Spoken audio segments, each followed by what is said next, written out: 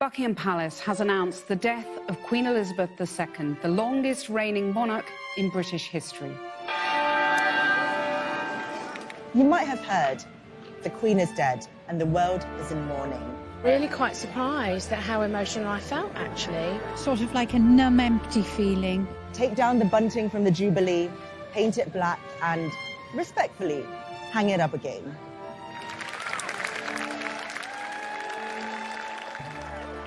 But respect doesn't have to mean reverence, even if she was a bit like the nation's Nan. Many people find it hard to overlook the fact that the global significance and power of the British monarchy stems from the enslavement and exploitation of people of colour. As the world remembers the most iconic moments from the reign of Queen Elizabeth II, it's important to give equal attention to the human costs that made it possible. Royal Empires of Dirt, a show about how British monarchs got rich at the expense of everyone else.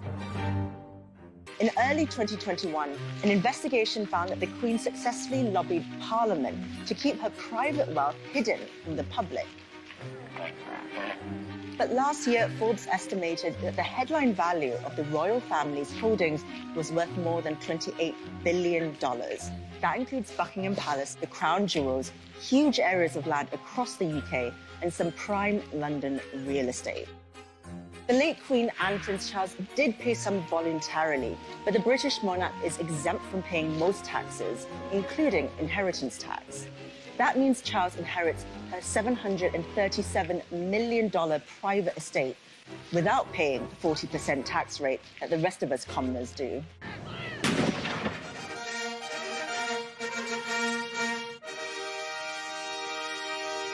The crown of the United Kingdom of Great Britain and Northern Ireland come to the Prince Charles Philip Arthur George. I am deeply aware of this great inheritance and of the duties and heavy responsibilities which have now passed to me.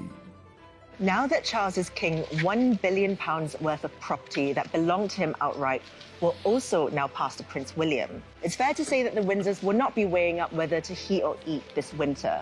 But where did these riches come from in the first place? For it is the empire, which includes 1/4 of all the land and of all the peoples of the world, that gives to Britain its position as a first-class power. From the 16th century onwards, the British monarchy was central to the establishment, expansion, and maintenance of the British Empire, the largest the world has ever seen.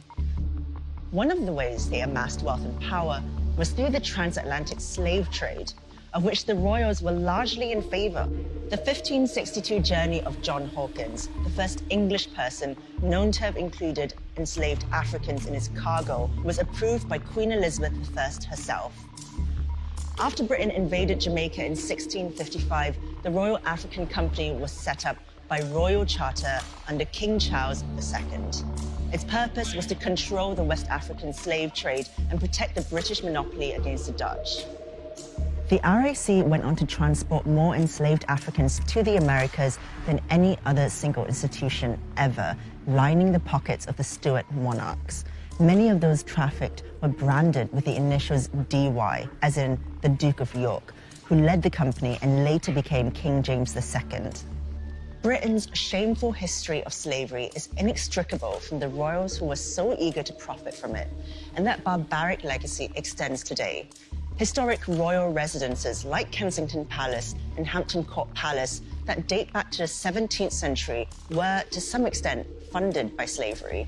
So while it's hard to tell just how much of the Windsors' wealth derives from slavery today, it quite literally helped to build the roofs over their heads. And these days, it's the British taxpayers who are footing the maintenance bill. In 2014, they paid $7.6 million to refurbish a 20-room apartment for Will and Kate in Kensington Palace.